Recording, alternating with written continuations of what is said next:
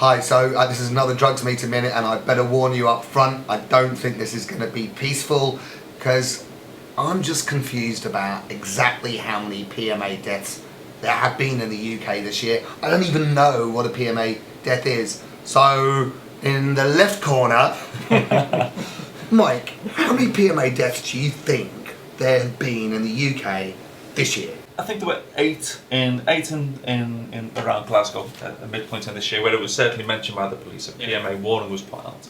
And then, again, speaking as a journalist, looking at press cuttings, there were 7 in Belfast in the space of a couple of months in the middle of the summer.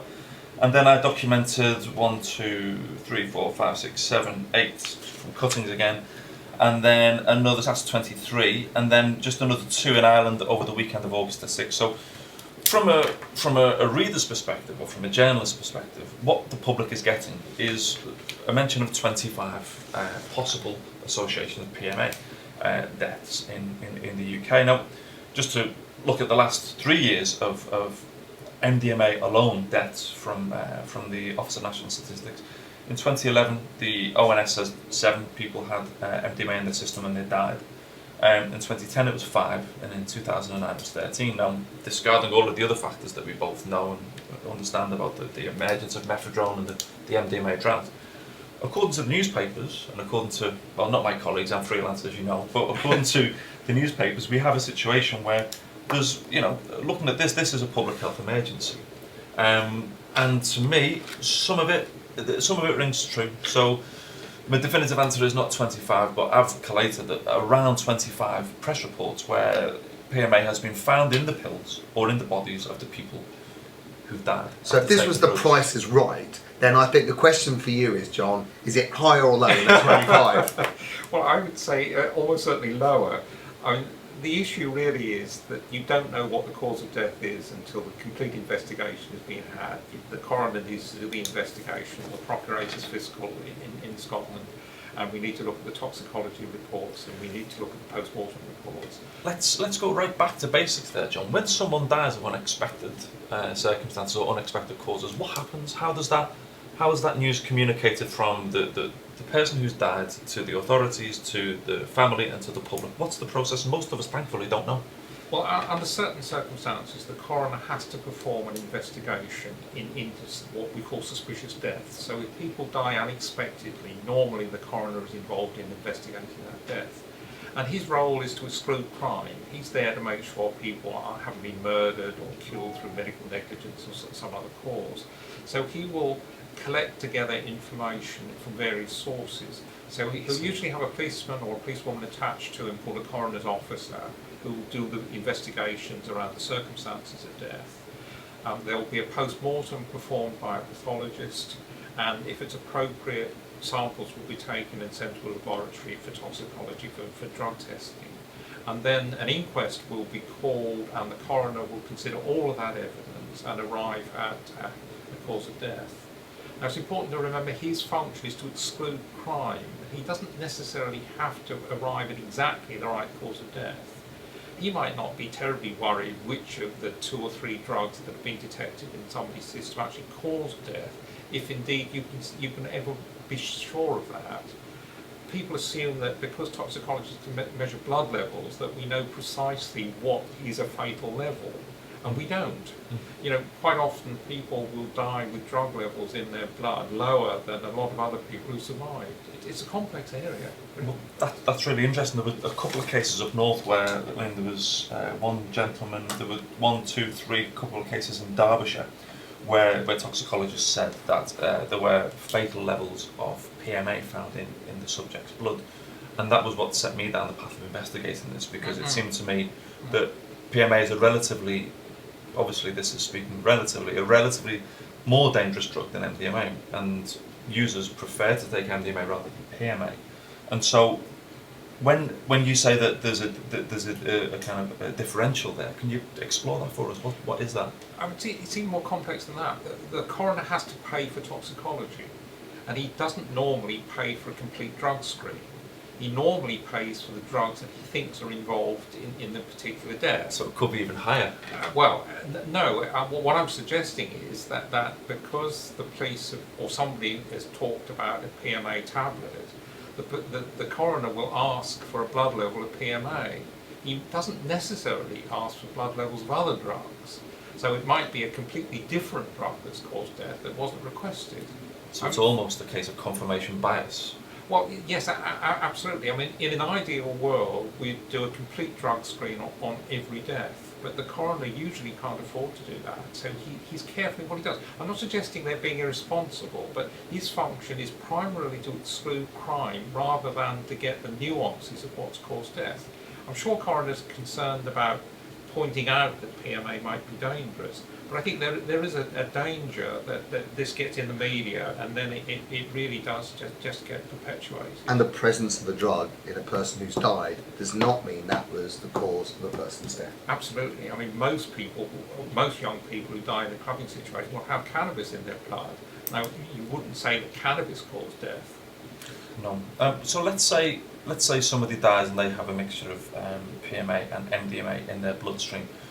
What will their death certificate say? Will it say this person died and had this in their bloodstream, or will it attempt to indicate the action of death almost? Well, it's normally done on a balance of probability. So if you've got a normally healthy person with no underlying disease, they've been clubbing, they haven't been ill in the past, they haven't seen a doctor recently, the balance of probability is that their death was associated with their clubbing. You know, and it's really difficult to know whether it was the environment, whether it was the temperature, whether it was some idiosyncrasy of themselves, you know, whether they're a fast or a slow metabolizer of drugs. It's really difficult to be precise about what caused death. It was the circumstances, usually. And it's the behaviours that people do under the influence of drugs that make such a difference. So, and that's where simple harm reduction stuff comes in. Absolutely. Taking a break when you're dancing, rehydrating with non-alcoholic fluids, you know, light clothing, cooling yourself off. They're life-saving things, particularly if you're going to die of hypothermia. Oh, absolutely. I mean, in a lot of deaths from MDMA, 20, 30, 50 other people took exactly the same tablets in the same club under the same circumstances.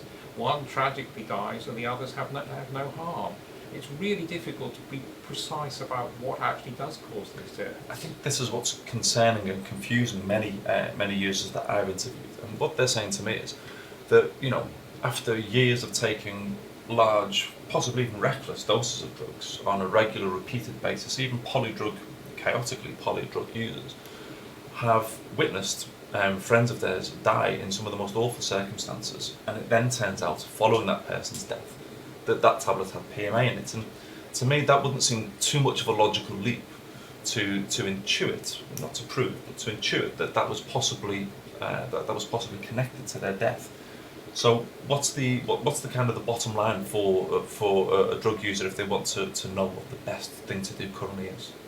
Well, every time you take a recreational drug, you take a risk. I mean, it's really difficult because these compounds are not manufactured by the legitimate pharmaceutical industry. You really don't know what in any pill you take. So there is a risk. You've got to do a risk-benefit analysis.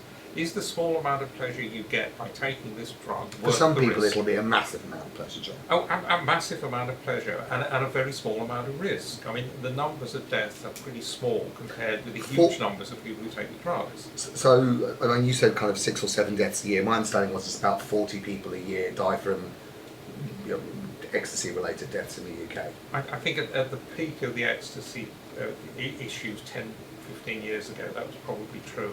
But just recently, in the past few years, there's been very little MDMA in tablets. And of course, MDMA has reappeared in tablets in the past year or so, and those deaths are currently going through the coroner system because it takes about a year for these things to get through. So a number of deaths, you know, 5, 10, 20, 30, that sort of number of deaths against a using population in the hundreds of thousands, possibly even millions.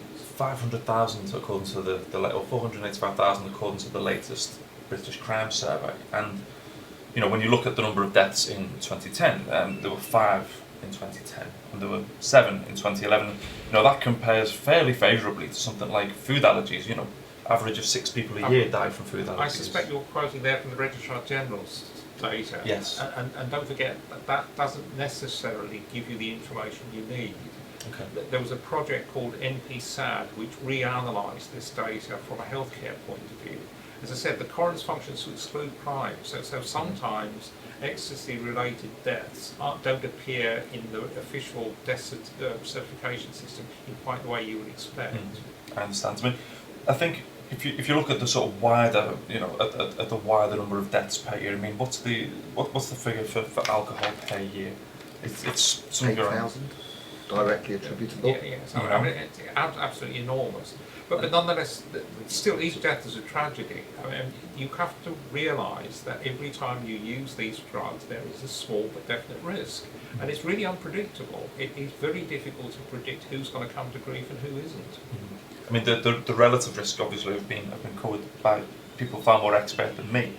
But looking at let's say benzodiazepines, drugs like Valium kills 300 a year. You know. But it's risk benefit again. There's a big benefit in using Valium. Yes. So you can't just look at the deaths in isolation. And Valium in isolation is actually a fairly safe drug. Most people who die from Valium will die mixing with alcohol, opiates and things. And I've got a feeling my 8,000 deaths of alcohol in the UK is probably wrong. So I'll just say that up front before anyone writes in. It's really difficult to talk about these numbers because you can't discuss them in isolation. There are lots of other issues. But before we just bring this section to an end, I guess the other bit I just want to touch on is the idea that people die because they've taken too much ecstasy. And it's true, John, to say that people don't die of toxic levels of MDMA doses unrelated to death. Is that right? I wouldn't say it's completely unrelated. I think the more you take, probably the greater risk you're at. But it's still true that people who die don't necessarily have terribly high blood levels. Okay. And they die from overheating. It's the serotonin syndrome that produces this high temperature, and that can be triggered at quite modest blood levels of MDMA. And those things can be reduced by taking regular breaks, cold fluids, and rehydrating yourself. Really simple things. Common sense can protect you against risk. Yeah. Thank you, guys. Thank you.